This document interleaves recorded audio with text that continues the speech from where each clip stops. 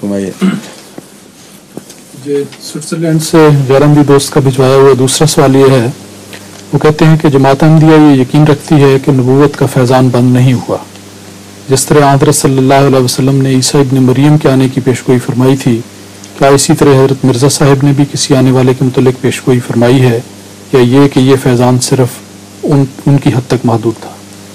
فیضان جو ہے وہ تو سب ان کی حد تک کیسے ہو گیا؟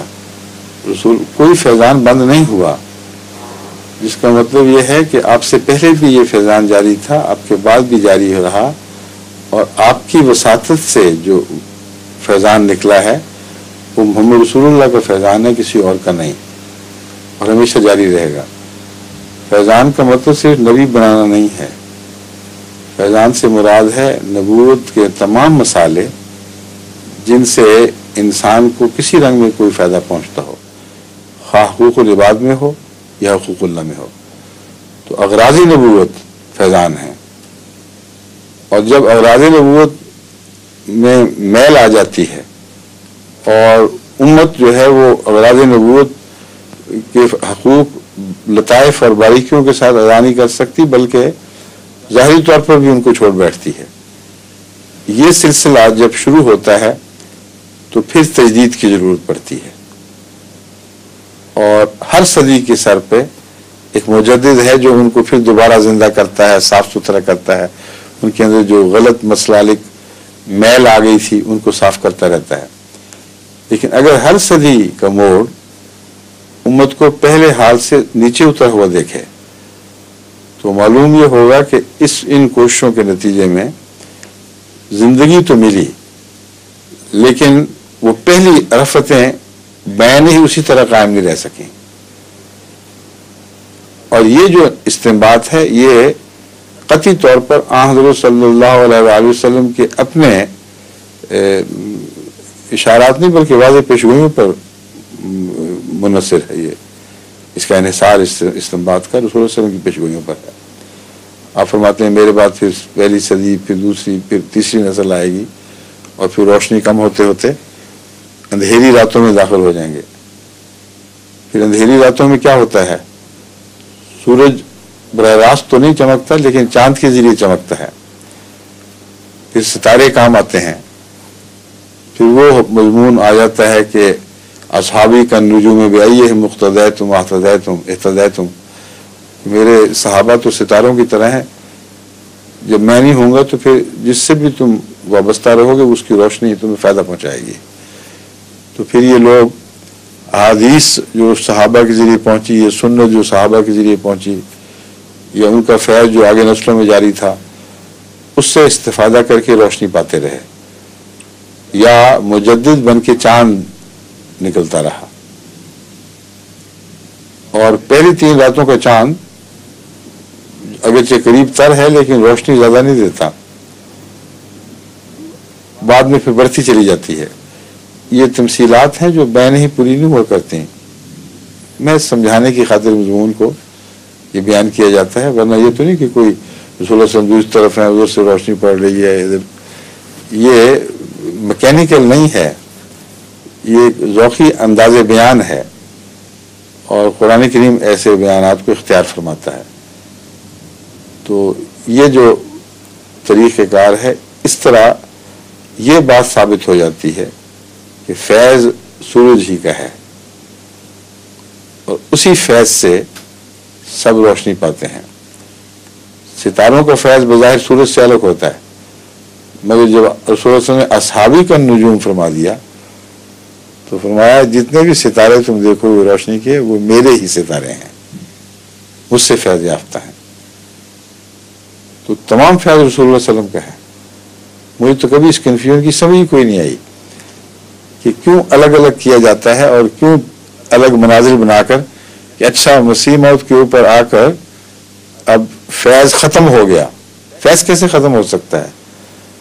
وہ تو فیض کے جاری رہنے کا نشان بن کر آئے ہیں، اور یہ علامت بن کے آئے ہیں کہ جب فیض کی بہت زیادہ ضرورت درپیش تھی، جب عام مجددین کام نہیں آ سکتے تھے، تو محمد رسول اللہ صلی اللہ علیہ وسلم کے فیض نے ایک कामिल मुनकिस करने वाला, रोशनी को मुनकिस करने वाला पैदा फरमाया और आप ही की मोहब्बत और इश्क में पैदा हुआ। आप ही का नूर है जिसको सबसे ज्यादा मुनकिस किया। इसके बाद फिर क्या होगा? फिर दोबारा अंधेरी रातों ने आना ही आना है, कोई उसको रोक नहीं सकता।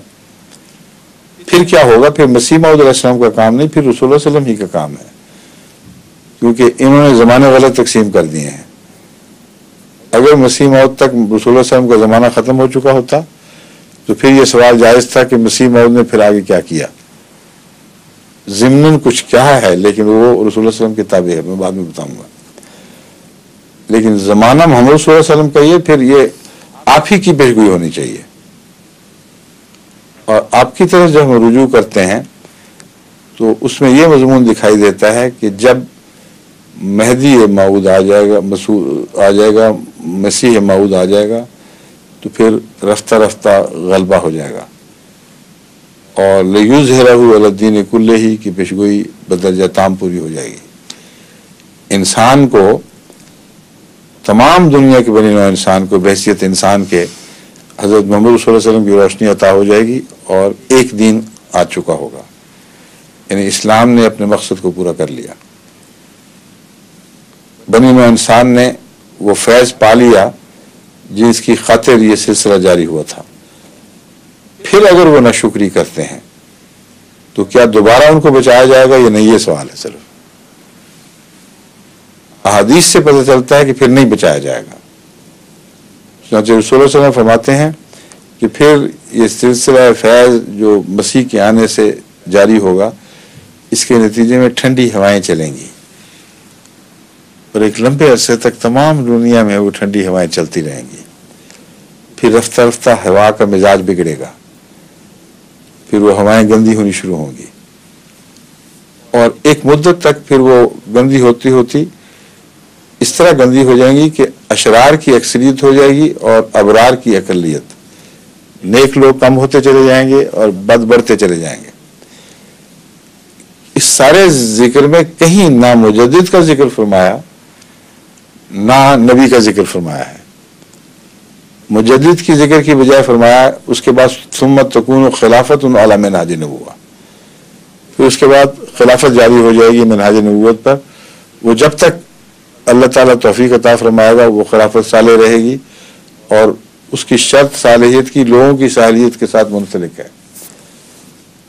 लेकिन खिलाफत को जारी फरमाने के बाद फिर ये जिक्र फरमाते हैं कि कुछ अरसे तक पाक नेक हवाएं चलती रहेंगी, फिर वो बद हवाओं में तब्दील होना शुरू हो जाएंगी और फिर लोग गंदे होते होते यहाँ तक पहुँच जाएंगे कि शर गालिब आ जाएगा और कोई वजूद पाक नहीं रहेगा उनको जो खुदा ताला की आवाज़ पर लब्बैक कहे। ऐसे अशरार पर फिर क़यामत आएगी। इतना वाज़ेह मंतकी मुसलसल मजमून हदीस में मौजूद है, उस पर गौर क्यों नहीं करते? अगर कोई नहीं आता और तो इसका हरगिज़ इस बात से कोई ताल्लुक नहीं कि नाउज़ बिल्लाह हज़रत मसीह मौऊद अलैहिस्सलाम किसी नौ की फजीलत रसूलुल्लाह सल्लल्लाहु अलैहि वसल्लम पर रखते हैं। ये सवाल जो है ये हमेशा मौलवी बात को ट्विस्ट करके करते हैं और असल हिकमत और मार्फत समझते ही नहीं है। ये मैंने बयान किया, इसमें कोई भी सवाल ऐसा नहीं है जो किसी पहलू से भी रसूलुल्लाह सल्लल्लाहु अलैहि वसल्लम की इज्जत और अजमत के ऊपर कोई गलत रोशनी डालने वाला हो, गलत तसव्वुर बादल या साया डालने वाला हो। सारा बिल्कुल वाज़ेह मज़मून है और यही होना जरूरी था, क्योंकि हज़रत सल्लल्लाहु अलैहि वसल्लम को एक दफा कबूल करने के बाद फिर उस नेमत से जो लोग टूटेंगे उनके लिए अल्लाह ताला ने दायमी कानून बयान फरमा दिया है कि जो मेरी नेमत को तब्दील करेगा फिर उसके लिए कोई तब्दीली, कोई वो नहीं है मेरी तरफ से, फिर उसके लिए कोई अमन, कोई खुशखबरी नहीं है। वो जो लाज़िमन वो लोग हलाक हो जाएंगे। और यही दरअसल शुरू नबूवत से ही सिलसिला इसी तरह जारी था। ये मौलवी तो तारीख़ नबूवत पर قرآن کی روح سے غور ہی کبھی نہیں کرتے، صرف لفظ ختم کے اوپر آ کے ان کی عقلیں ختم ہو جاتی ہیں، حالانکہ پورا سلسلہ جاری ہے۔ جب بھی کسی نبی کو بالآخر اس طرح یاد کر دیا گیا کہ اس کا فیض سے استفادہ بند ہو گیا تو ان لوگوں کی صف لپیٹی گئی ہے۔ پہلے زمانوں میں نیا نبوت کا سلسلہ آیا کرتا تھا اور شریعتیں پھر تبدیل ہو جایا کرتی تھیں، لیکن صفیں ضرور لپیٹی گئی ان لوگوں کی، ان کو مرحوم مدفون امتوں میں شمار کر دیا گیا۔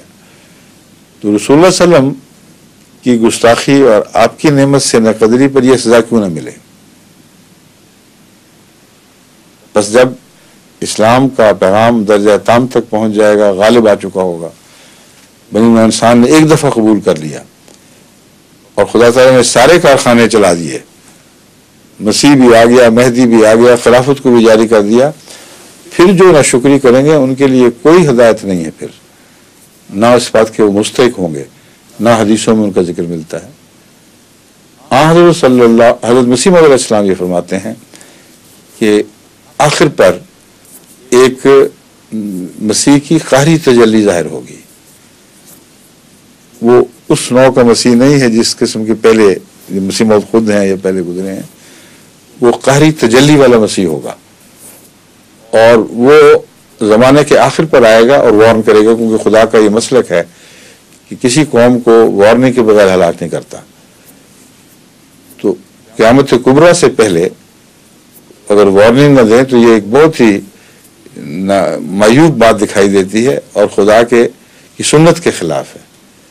اس لیے حضرت مسیح موعود علیہ السلام کا استعمال بالکل واضح اور قطعی ہے، لیکن اللہ تعالیٰ نے الہاماً بھی آپ کو اس کی خبر عطا کی ہوگی، یعنی یہ ذکر نہیں فرمایا کہ خدا نے مجھے الہاماً بتایا ہے، لیکن تحریر میں یہ بیان کرتے ہیں کہ ایک قہری تجلی کا مسیح سب سے آخر پر ظاہر ہوگا جس کا انکار کر دیا جائے گا، وہ کوئی نیا مسلک چھوڑ کے نہیں جائے گا، اس کو کلیتاً رد کر دیا جائے گا۔ ان لوگوں پر قیامت آئے گی جو اشرار الناس ہیں۔ تو حضرت صلی اللہ علیہ وآلہ وسلم کی فرمودات کے عین مطابق اور عقل اور تاریخ نبوت کے عین مطابق یہ مضمون ہے، جس میں کسی قسم کا کوئی تضاد نہیں، کسی قسم کا کوئی حتق رسول کا نعوذ باللہ من ذالک شائبہ تک نہیں پایا جاتا۔ آگے کون ہے؟ آپ کی باری؟ اچھا